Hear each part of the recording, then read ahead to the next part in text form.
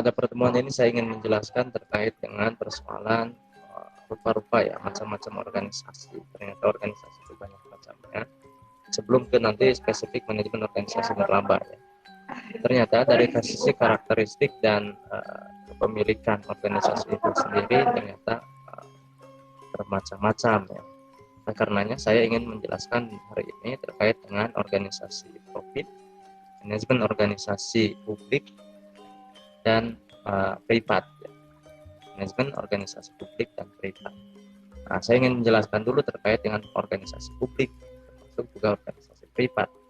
Nah, termasuk juga organisasi nirlaba itu masuknya pada publik atau privat. Satu. Yang kedua, ternyata ada dua bentuk organisasi publik dan marilah kita lihat sama-sama ya. Inilah isi slide yang kurang lebih ada 9 slide yang kalau dibuat slide, tapi saya mencoba mind map ya menggunakannya. Menggunakan mind map ini, maka untuk yang pertama saya ingin menjelaskan terkait dengan pengantar bahwa perkembangan organisasi dalam konteks administrasi kenegaraan ya di berbagai belahan dunia sangat cepat, baik di level perkembangan teoritisnya maupun dalam konteks empiris. Secara teoritis, teori organisasi ini telah berkembang tidak hanya sebagai segi organisasi. Oke, ini tidak hanya pada segi organisasi formal dan juga sering berhubungan dengan birokrasi. Nah, birokrasi ini teman-teman kalau dengar kata birokrasi itu biasanya identik dengan organisasi pemerintah. Mari kita lihat yang poin B-nya. Oke, teori organisasi telah berkembang mencakup beberapa variabel seperti sistem nilai, sudut pandang organisasi, dan dari sisi dialectical point ya, point of view-nya, kenyataan dapat digunakan bahwa tanda kompleksitas diskusi dalam perkembangan teori organisasi. Ini di layar siapa? Layar saya apa? Saya ingin menjelaskan ini. Dalam organisasi publik terdapat beberapa lingkungan yang mencerminkan organisasi publik. Jadi ada lebih cenderung mencerminkan itu lebih cenderung identik ya. Yang pertama,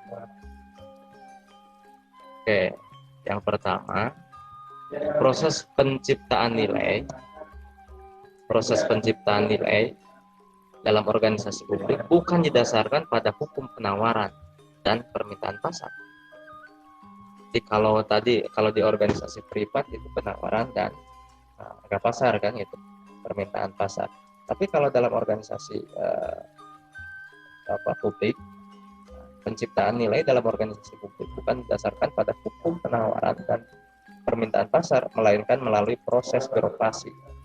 Proses birokrasi itu erat kaitannya dengan persoalan legitimasi ya, atau legalisasi ya, izin dari lingkungan otorisasi ya, biasanya erat kaitannya dengan birokrasi tadi kan, lingkungan di atas jelaskan birokrasi. Yang kedua terkait dengan legal formal. Jadi kalau teman-teman kemarin menyaksikan FPI begitu ramai dan lain sebagainya, sebagaimana ramainya pemberitaannya, maka dari sisi legal formal itu diakui sebuah organisasi atau bukan itu tergantung atau tinggal melihat saja legal formal. Gitu ya. Yang keduanya sumber pendanaan dan wewenang diperoleh melalui lingkungan organisasi tersebut. Ini organisasi publik dalam pengajuan anggaran kepada DPR. DPR semacam ACC ya untuk mendapatkan pengabsahan atas suatu rencana kegiatan pemerintah. Ini merupakan dasar bagi organisasi publik untuk membangun kapasitas organisasi dalam dalam kemampuan operasional. Jadi kalau seandainya tidak ada proses pendanaan dari situ, maka saya yakin organisasi publik ini akan mudah hancur, akan mudah gugur. Atau dalam perspektif lain tidak bayar pajak saja, maka saya yakin bangkrut itu. Tapi organisasi sosial atau organisasi publik yang lain seperti katakan organisasi nirlaba kayak Persis, Muhammadiyah, pertanyaannya itu dari mana sih? Memang sebagian ada sumbangan termasuk sumbangan dari pemerintah, sumbangan dari masyarakat dan lain sebagainya. Akan tetapi jika masyarakat jika pendanaannya tidak hanya otomatis dari situ, tidak hanya satu arah dari situ. Tapi kalau organisasi publik yang organ seperti pemerintahan, kota dan sebagainya itu dari pajak, kan itu. Tidak dari masyarakat, tapi bentuknya dari pajak kan. Kalau tidak bayar pajak otomatis bangkrut. Kalau organisasi publik yang organisasi sosial atau organisasi nirlaba yang lainnya seperti Persis Muhammadiyah, kita tidak pernah ditagih untuk iuran ke organisasi dan sebagainya, kan itu. Kalau ada anggota NU di situ iuran tiap bulan harus sekian, enggak kan, gitu ya. Tapi ternyata hidup dan tumbuh. Nah ini kelebihannya. Oke, yang kedua, yang ketiganya, lingkungan otorisasinya. Artinya untuk melakukan suatu bentuk organisasi publik lebih dahulu harus mendapatkan izin atau legalitas. Dalam perspektif manajemen organisasi nirlaba, saya berharap teman-teman di sini mampu membuat sebuah organisasi di kemudian hari. Jadi teman-teman anggaplah pulang ke rumah punya yayasan, tapi di sana belum ada legal formalnya. Nah, ini nanti dasarnya izin atau legalitasnya. Bagaimana cara proses ngurusnya? Nanti kita sama-sama akan belajar. Dan saya yakin di antara teman-teman yang ada di kelas ini bisa saja nanti diperintahkan atau disuruh oleh bapaknya, Neng, ini sekolah bapak, ini DKM, ini KPIH dan lain sebagainya, coba urus legal formalnya. Nah, teman-teman harus tahu dan belajar, kita sama-sama belajar di kelas. Oke, ini yang kelimanya saya ingin sampaikan.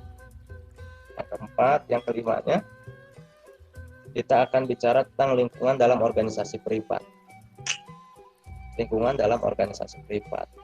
Selain terdapat beberapa lingkungan yang mencerminkan organisasi publik tadi, terdapat beberapa lingkungan yang mencerminkan organisasi privat juga. Satu, organisasi privat, lingkungan otorisasi. Misalnya Dewan Komisaris atau rapat umum pemegang saham yang menentukan pendanaan dan batas-batas wewenang perusahaan. Nah, tetapi tentu saja lingkungan otorisasi pada organisasi privat tidak sekompleks organisasi publik. Artinya satu gambaran bahwa ngurus organisasi publik itu lebih rumit daripada ngurus organisasi privat. Yang kedua, proses penciptaan nilai dalam organisasi privat. Proses penciptaan nilai dalam organisasi privat menitik beratkan pada proses pengambilan keputusan naik dan turunnya permintaan pasar. Nah, ini sangat bergantung ke situ ya. Penentuan penciptaan nilai ini tuh bergantung pada pasar. Sehingga pengambilan keputusan biasanya berlangsung lebih cepat. Sangat bergantung pada situasi dan kondisi pasar, gitu ya. Tapi kalau organisasi publik itu tidak terlalu cepat, tidak terlalu cepat. Kenapa? Karena dorongannya, targetannya bukan hanya pada persoalan itu, bukan hanya pada persoalan untung rugi, tapi lebih cenderung pada persoalan seberapa maksimal dalam memberikan layanan. Yang keenam, ini ada 6 poin juga.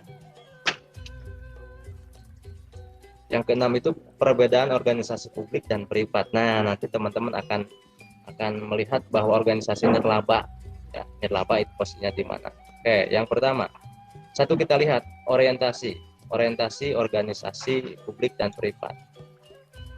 Organisasi laba atau organisasi privat itu berorientasi pada laba atau untung, sedangkan organisasi publik berorientasi pada layanan kepada masyarakat, tidak mencari untung. Makanya jarang sekali ada istilah pemerintahan rugi ya gitu, ya UGIN rugi gitu ya, karena di bawah organisasinya organisasi publik tapi di bawah naungan pemerintahan, tidak mencari untung. Walaupun hari ini sudah bergeser ya, sudah ke arah-arah kayak BHMN gitu ya, PLU. Sementara organisasi nirlaba hanya sebagai suatu organisasi yang didirikan untuk mendukung suatu isu. Kalau pendidikan berarti isu kecerdasan bangsa ya, dalam menarik perhatian publik untuk suatu tujuan dan tidak komersil, tanpa ada perhatian terhadap hal-hal yang bersifat mencari laba. Jadi kadang-kadang teman-teman nanti di kemudian hari ya, pulang kuliah itu bikin sekolah akhir. Pertanyaannya apakah mencari untung? Walaupun hari ini sudah agak bergeser gitu, konon katanya bikin sekolah itu bisnis. Jadi lebih cenderung hari ini ada orientasi bahwa bikin sekolah itu orientasinya bisnis. Yang kedua, lihat kepemilikan. Organisasi publik itu kepemilikan organisasi nirlaba atau organisasi publik tidak jelas siapa sesungguhnya. Pemilik UIN siapa? Jelas juga. Nggak jelas ya. Pemilik Muhammadiyah siapa sih? Kalau pendirinya ya ada ya. Pemilik organisasi apakah anggota, klien atau donatur? Nggak jelas juga. Pada organisasi laba, pemilik jelas memperoleh untung dari hasil usaha organisasinya. Sementara pemilik organisasi publik adalah milik negara, yang dimana telah diatur oleh konstitusi. Ada yang seperti tadi itu milik negara, tapi juga ada yang tidak dimiliki oleh negara. Versus Muhammadiyah itu tidak dimiliki oleh negara, kekayaannya tidak dimiliki oleh negara. Tapi sama organisasi publik, tapi selisihnya ada beda. Kalau organisasi publik yang ini itu bisa menekan pajak dari masyarakat, kalau organisasi kayak Nuvaris itu tidak bisa seperti yang tadi di awal. Dalam donatur, organisasi nirlaba membutuhkan sebagai sumber pendanaan. Berbeda dengan organisasi laba yang telah memiliki sumber pendanaan yang jelas, yakni dari keuntungan usahanya. Ingat, labanya dari untuk membiayai hidupnya dari keuntungan usahanya. Sedangkan organisasi publik didanai oleh pendapatan negara atau daerah yang didapati dari pajak. Nah, ini organisasi publik. Lalu pertanyaannya, organisasi publik dalam tanda kutip organisasi keagamaan itu dari mana dapat pembiayaannya? Nah, kita cari nanti. Kita pelajari nanti. Kalau seandainya tidak ada dana dan lain sebagainya, kok mereka bisa hidup dan tumbuh sampai sekarang? Nah, kita lihat. Oke. Dalam hal penyebaran tanggung jawab, lihat. Pada organisasi laba telah jelas siapa yang menjadi dewan komisaris. Tadi pemiliknya atau pemegang sahamnya, yang kemudian memilih seorang direktur atau pelaksana. Sedangkan pada organisasi nirlaba, hal ini tidak mudah dilakukan, tidak mudah. Kenapa? Anggota dewan komisaris bukanlah pemilik organisasi kalau di organisasi publik. Bukan. Sementara organisasi publik yang bertanggung jawab adalah negara. Yang dilegalisasikan pada pejabat atau orang tertentu, artinya yang diutus, yang diangkat. Untuk apa? Untuk mengelolanya. Kalau tidak, maka dikenai sanksi. Itu yang keenam. Sedikit lagi, yang ketujuh. Ini hanya ini ya, poin terakhir. Oke, ciri-ciri organisasi publik dan privat. Nah, kita lihat nih. Oke, ini materi saya jelas? Jelas. Jelas. Oke. Yang ciri-ciri organisasi publik. Organisasi publik lebih banyak menghadapi masalah dalam implementasi keputusan. Kenapa? Karena salah satu karakternya kemarin mungkin di kelas yang lain saya menyampaikan bahwa kadang-kadang komandonya memang dari atasnya A, tapi kadang-kadang anak buahnya tidak terlalu. Beda dengan perusahaan. Kan perusahaan kalau seandainya satu instruksi lalu tidak diikuti bisa pecat langsung. Gitu ya. Kalau sekarang, kalau organisasi publik seperti pemerintahan, anggaplah gitu, Kabag memerintahkan buahannya, memerintahkan stafnya. Jika begitu, lalu si stafnya menolaknya, Kabagnya nggak bisa memecat dia, otomatis nggak bisa. Kalau dalam perusahaan, otomatis bisa. Organisasi publik mempekerjakan lebih banyak pegawai dan motivasi beragam. Lebih banyak organisasi publik mempekerjakan kerjanya lebih banyak pegawai dengan motivasi beragam. Nah, kata-kata dengan motivasi beragam itu memiliki makna satu, bisa saja orientasinya membangun karir agar cerdas dan sebagainya. Tapi di organisasi privat itu orientasinya hanya satu, dari mulai tukang sapu sampai direksi. Itu orientasinya cari untung. Gitu ya. Gitu. Organisasi publik lebih memperhatikan bagaimana mengamankan peluang atau kapasitas yang ada. Orientasinya adalah memperhatikan bagaimana mengamankan peluang. Jadi peluang orientasinya. Organisasi publik lebih memperhatikan usaha kompensasi kegagalan pasar.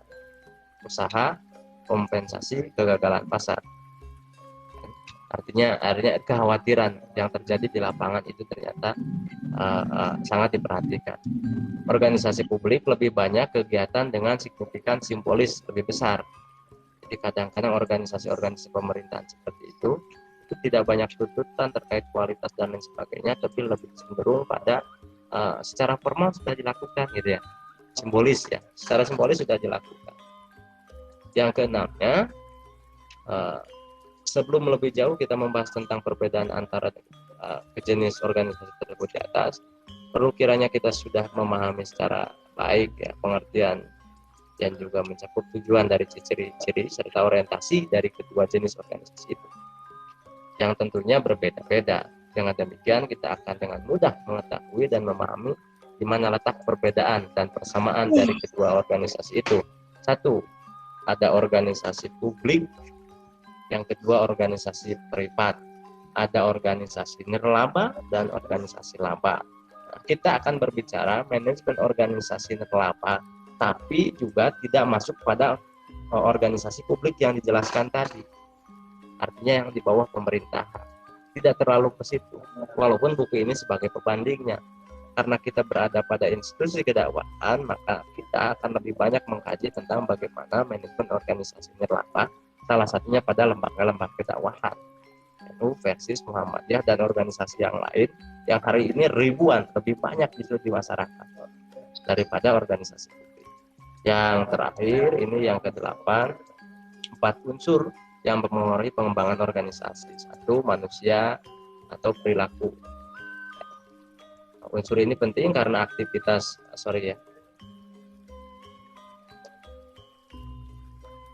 masih jelas materi saya? Masih, Pak. Masih. Oke, unsurnya ini. Oke. Unsur yang mempengaruhi pengembangan organisasi. Coba perhatikan ya, nanti saya cek di akhir nih. Satu ya, unsur yang pertama yang mempengaruhi faktor organisasi itu adalah manusia itu sendiri. Ketika manusia berbicara perilaku. Unsur ini penting karena aktivitas organisasi antar individu atau kelompok, norma-norma formal, persepsi, peranan kepemimpinan, konflik dalam kelompok, dan sebagainya. Ini sangat mempengaruhi terhadap kelancaran organisasi. Yang keduanya, teknologi secara luas. Teknologi berarti penerapan pengetahuan untuk melaksanakan pekerjaan.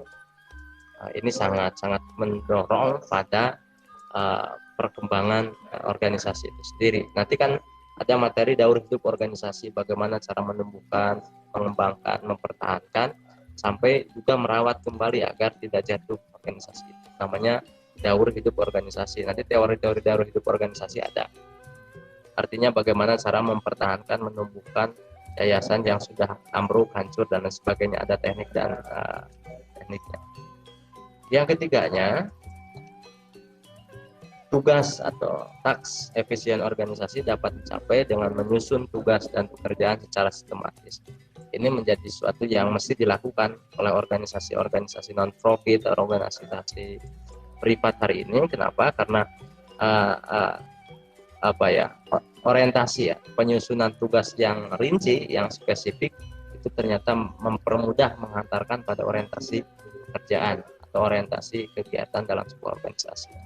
Yang kedua, yang selanjutnya ini,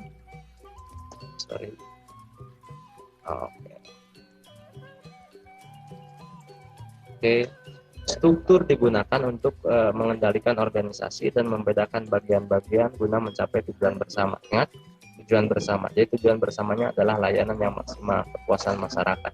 Tapi kalau organisasi privat itu tujuan bersamanya adalah mencari untung sebesar-besarnya, dan mengeluarkan dana atau biaya sekecil-kecilnya. Yang terakhir ini yang saya sampaikan ini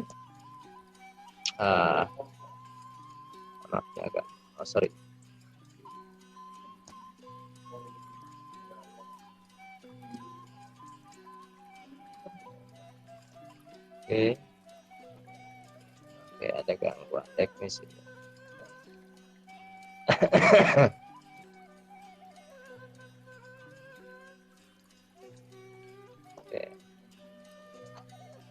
Dengan demikian, dalam kebutuhan akan sistem informasi yang lebih baik,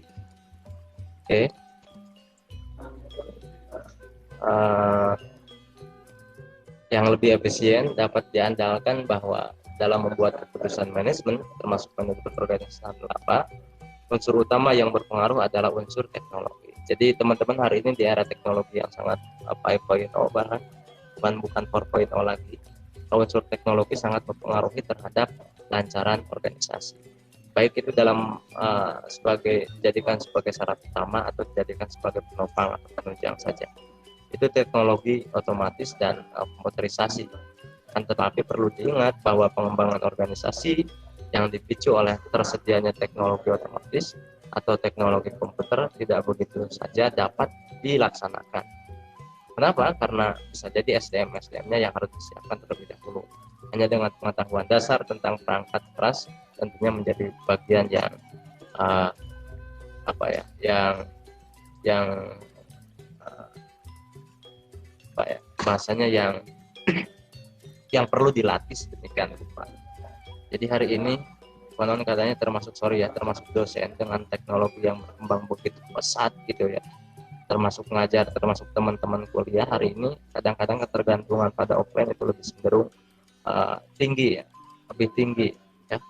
Kalau dulu tidak pernah terlalu kuat banyak mikirin kuota untuk kuliah, tapi kalau hari ini orientasinya bagaimana mikirin kuota agar tidak ketinggalan kuliah. Ini menunjukkan bahwa hari ini pengelolaan organisasi termasuk organisasi pembelajaran, termasuk organisasi kampus hari ini itu harus dilakukan semacam bukan perombakan ya, reorientasi atau direvisi kembali terkait dengan mindset kita ketika berorganisasi itu, ketika mengelola organisasi itu harus selalu ngumpul, harus selalu ketemu. Hari ini enggak juga ternyata. Ketika berbicara konsultasi harus selalu ketemu dosen. Hari ini dengan teknologi berbeda juga. Oleh karena itu, ini pandangan-pandangan yang hari ini menggeser dan menggusur diri kita. Bisa saja saya juga tergusur ya oleh sistem informasi oleh situasi dan kondisi yang terjadi hari ini. Tapi di sisi lain memanfaatkan juga di sisi lain ada teknologi.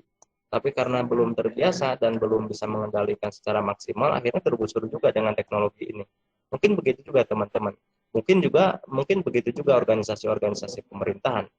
Dulu teman-teman ketika ingin surat keterangan ABCD dan lain sebagainya kepada desa dan lain sebagainya, hari ini daftarnya harus online. Ini tunggu sekian hari gitu ya. Datang langsung bukan ke rumah dalam bentuk fisik tapi hanya berbentuk foto keterangan saja.